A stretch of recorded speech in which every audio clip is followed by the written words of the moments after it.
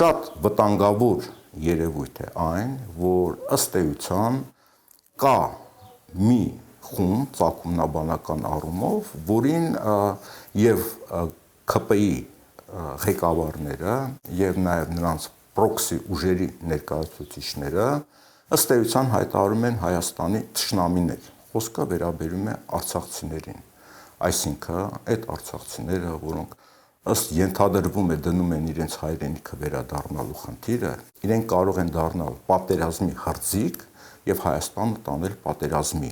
եւ իրենք իրենց գործունեությամբ դեմ են Հայաստանի շահերին եւ Հայաստանը վտանգի տակ են դնում։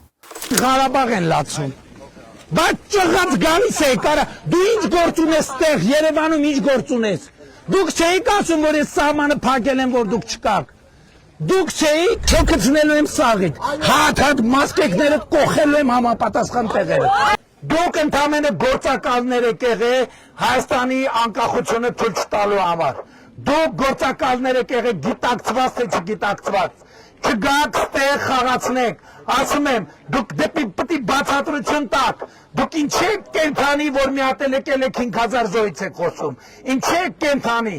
այդ բացատրությունը միջև չտաք, մեկը Հայաստանում, ձենները ծպտումները դուրս չգա, արմատախիլ ենք անելու ձեզ։ Բա մենք Հայաստանի քաղաքացիների աշխատած միլիարդներ ենք ծախսել, որ դուք ընդեղ մնաք, բա ինչի չեք մնա։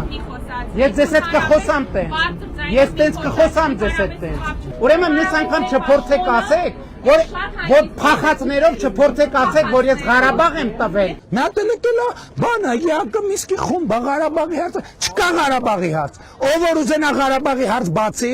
ինձ հետ գործ ունենալու Հայաստանի ժողովրդի հետ գործ անել, Ղարաբաղի հարցը փակված է։